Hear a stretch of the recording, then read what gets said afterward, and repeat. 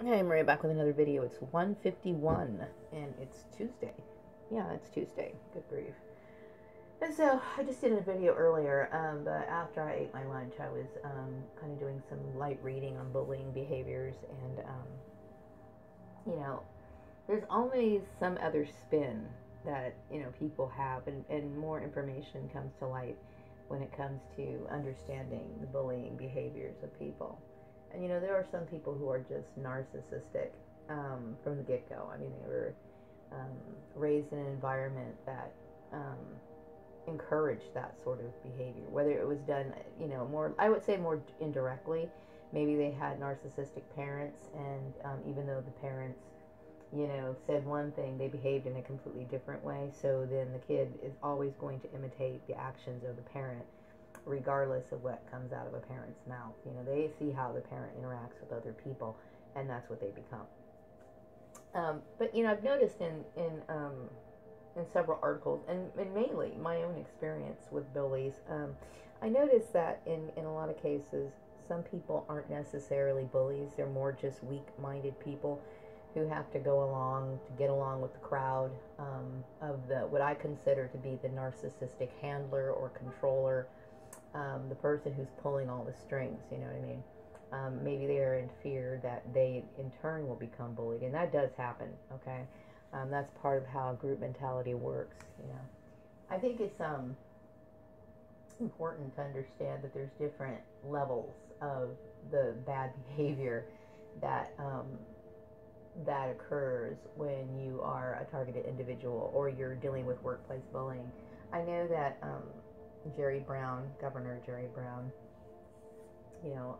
has spoken a lot about, bullying in the workplace, but I don't really know if he's really put a lot of research into it. And I really do think that workplace bullying deserves deep research, not well, I think understanding the pathology of bullies, particularly when I'm referring to management. I know some people, there's different categories. They say, like in personality tests, like drivers, I guess is what you'd call, or it's the last time they have different names for just about every test. But this last test I took, I think they referred to them as drivers.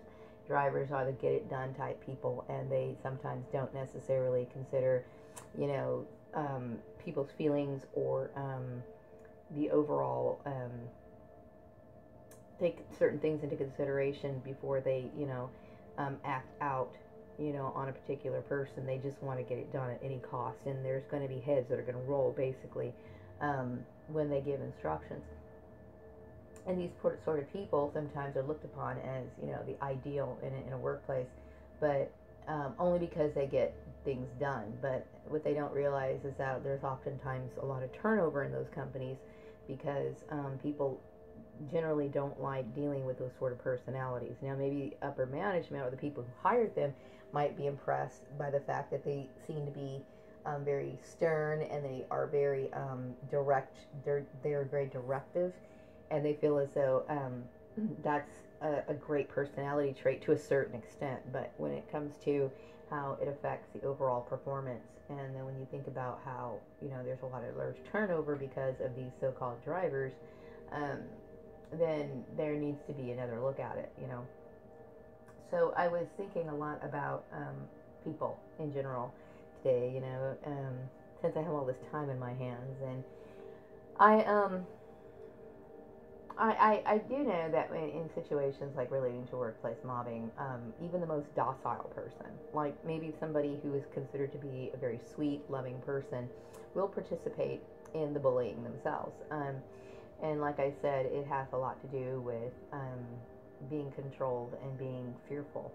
It doesn't, I mean, most people don't have the backbone or the drive to stand up and raise questions or say, hey, I don't think that this is right. It to me, I have always had to be that kind of person. I have never been able to just accept whatever is being told to me.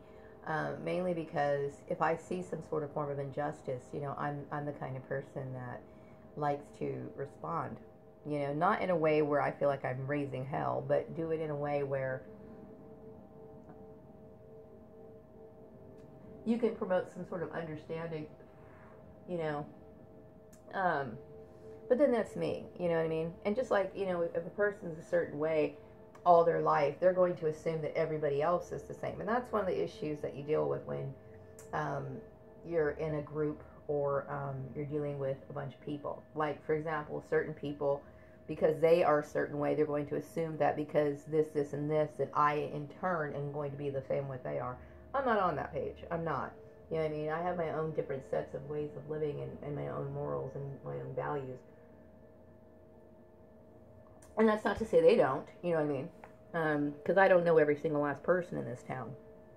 But I will say that, you know, I like to think out what I do before I do it. And that's, you know, I remember when I was a kid, you know, there were certain kids that I kind of pushed around, you know, and I think everybody has done that to a certain degree in their life, at least one time in their life. Everybody is guilty of it, you know, whether you were the person who was the main, what do you call it, instigator, which I was never the main instigator, but, or you're the person who just kind of goes along, you know, to get along.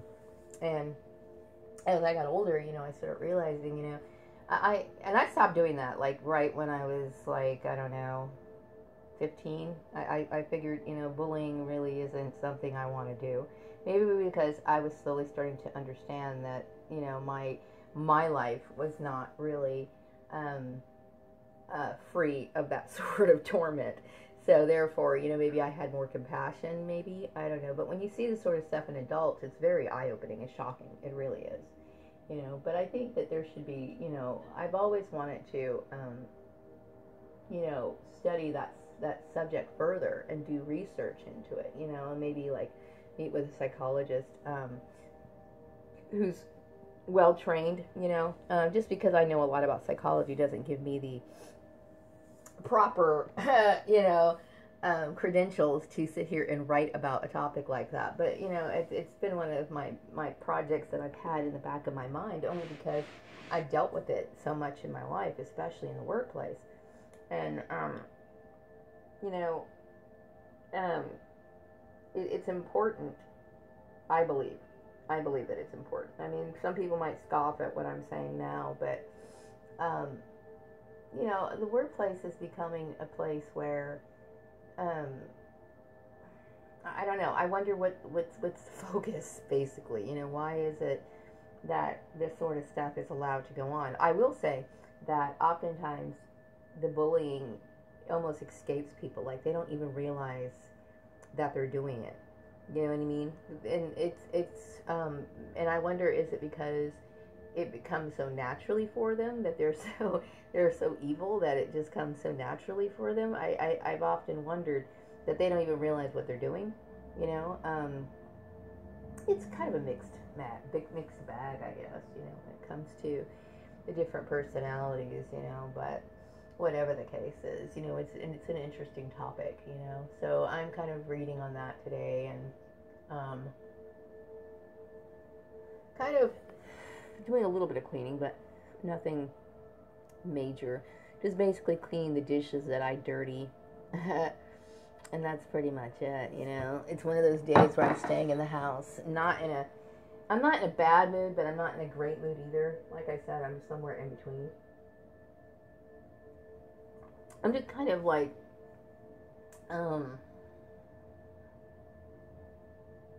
I'm reflecting, you know, reflecting on all the situations that I've been in, all the bizarre situations I've been in. I mean, I've been in some very strange situations, you know, in the workplace, dealing with that. And not just in the workplace. I mean, like, I'm talking about some of the interviews that I've been into, which I feel were kind of set up in a way where it was deliberately meant to bully or patronize me in some way. One of the things that I don't like is, you know, when you go in for certain job interviews and, you know, you're dealing with a bunch of different personalities all at the same time. And it's like, you know, in these situations, you can't help but wonder, you know, are these people just here to bully me, or is this a serious job interview? You know, I get a little nervous when I have to deal with panel interviews, because oftentimes and in my past, it's always been, you know, basically people congregating together just to create drama that I'm not asking for. You know, I just want, you know, a straight, direct job interview. You know, instead of having all this drama. You know, I don't know. I'm not a fan of panel interviews for several reasons. And anyway, yeah, I'm not a fan of them really at all. But and not just for that reason. It's just, to me, it's like kind of unnecessary. But I was, yeah, I mean, some people might think, well, you know, you need to impose yourself more. I mean, obviously, I'm somebody who's worthy of having a job, but, you know, the thing is when you're dealing with this sort of targeting, you don't know who's, and just because I'm extremely intuitive doesn't mean I know everything. People think, well, you know, people consider me somewhat psychic, only in certain situations, okay? Like, I have no idea who I encounter, who's legit, who's not. There's no way of me knowing, you know, how things are going to turn out. You know, believe me, if I did, I wouldn't waste my time, you know. But but I will say that you know, when you go to these interviews and you got these weird people who are sitting here wasting your time, you can't help but lose respect for them. You know, you can't. And you realize how evil and fucked up people are. You just do. You're like, my God, why would you do that to somebody? It's actually quite terrifying and traumatizing. I can tell you that right now. You know. So anyway, yeah. So I'm just kind of reading, and later on I have something else I need to do. But for the most part today, I'm just kind of sitting around. You know, I don't really have much energy to do anything right now. I'm just kind of hoping for the best. You know, I'm tired of stressing out. I knew all of this was going to end up in a very bad situation because, like I said, you know, this sort of stuff shouldn't happen. It shouldn't. And it's a dangerous game. You know what I mean? It is. You know, how people could, I don't know. I've said it before, but, and I really don't want to say it again, but I just, you know, if I was to have a child now, you know, which I would never do because I'm too old for such a thing, but, you know, I would try to raise that child to be more independent, more autonomous, you know, somebody who doesn't have to live off the system, because I think the system is becoming extremely dangerous.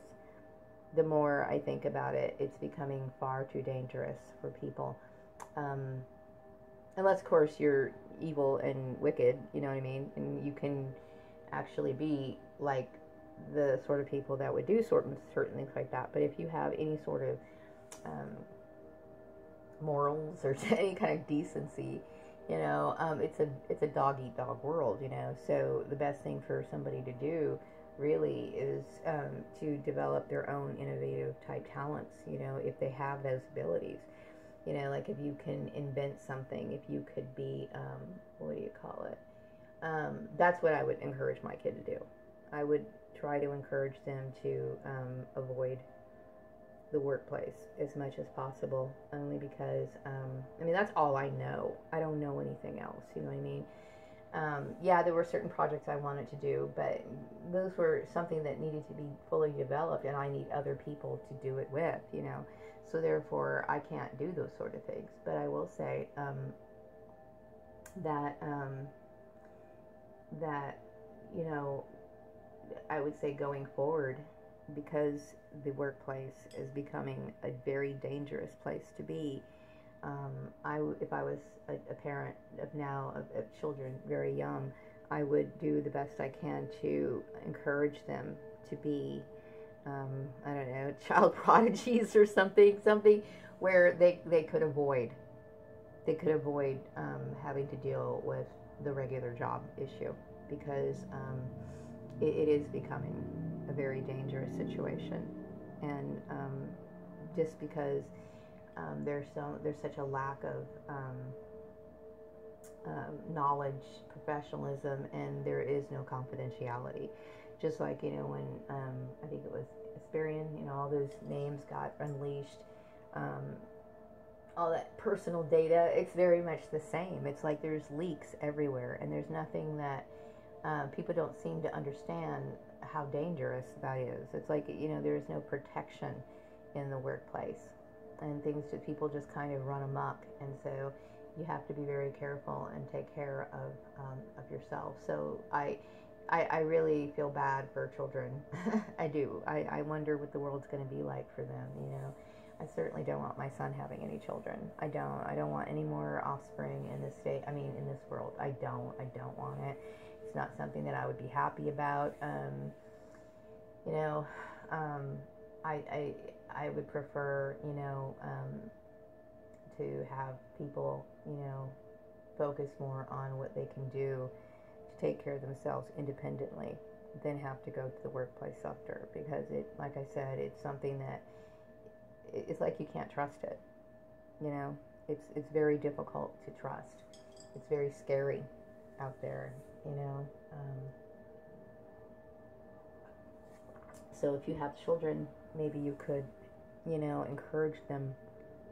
That doesn't necessarily mean that they can't pursue certain professions, but there's got to be alternate routes, to avoid that workplace industry. I mean, that whole setup, because like I said, with people doing their blacklisting and their mobbing and their, manipulating and all of this sort of stuff, it's becoming crazy, and so it'd just be safer if you could, somehow, cultivate talents and encourage your kids to become innovators in some way, to avoid it. That's my personal take on it. But anyway, I will be back with more of that and my reasonings for that later. But which I do have several reasons why it's better to avoid that if you can. But I will talk about that later. Actually, I have kind of a lot of information and to say about it. But for now, I feel like my brain is slowing down because I need to just relax a little bit more. I'm getting a little bit too tense. And so I'm going to be back with another video later. Maybe I'll cover that topic at that time. Wrapping this one up. Be back with another one later.